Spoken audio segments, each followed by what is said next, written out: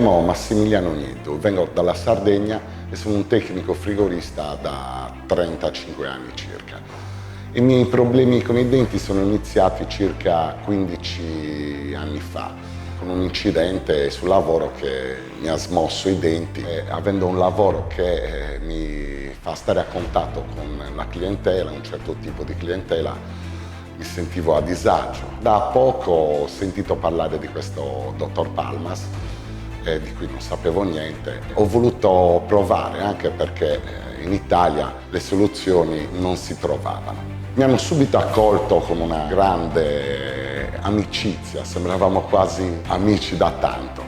Mi hanno proposto un certo tipo di lavoro che ho subito accettato, un lavoro totale, completo, perché volevo risolvere definitivamente questo problema.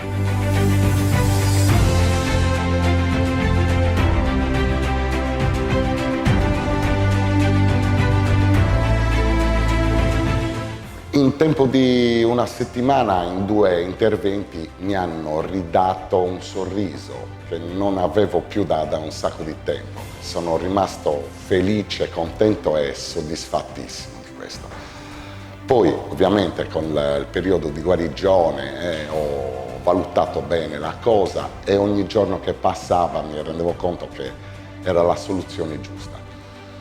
Gli altri interventi, le altre visite che ho fatto qui mi hanno concluso il lavoro e oggi mi ritrovo qui con i definitivi di cui sono entusiasta a livelli osceni, proprio sono contentissimo, veramente.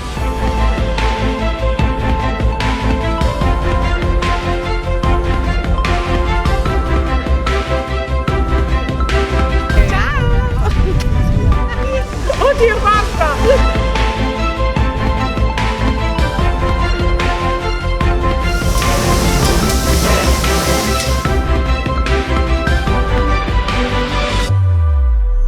Siamo felici di aver risolto con successo, con materiali innovativi, con tecnologia innovativa e con protocollo di telemedicina, un caso che difficilmente sarebbe riuscito in questa maniera.